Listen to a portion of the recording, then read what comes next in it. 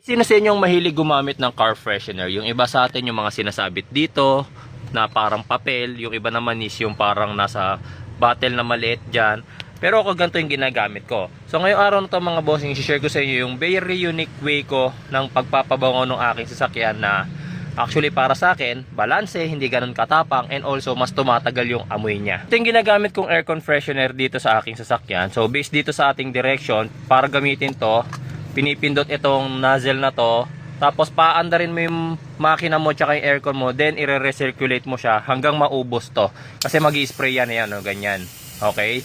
Pero may mga sinasakay kasi ko dito sa sasakyan na medyo maselan yung pang-amoy nila sa ganyan, masyadong concentrated daw yung amoy, kaya ayaw nila. Pero ako ganito yung ginagawa ko, kinukuha ko yung aircon filter o yung cabin filter natin, tapos yung pabango, direkta kong ini-spray sa kanya. Ayan, kagaya nyan. Tapos, pagka-apply ko nito mga bossing, hindi ko to agad ini-install sa aking aircon, okay? So, hinihintay ko munang matuyo yung aking aircon filter.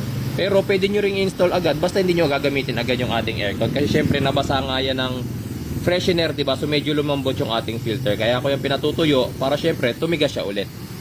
Ngayon, pagbukas natin ang ating makina, tapos binuksan natin yung aircon, maamoy na natin ngayon yung medyo balancing amoy ng ating car freshener. Syempre, lalabas yan sa lahat ng air vents ng ating sasakyan.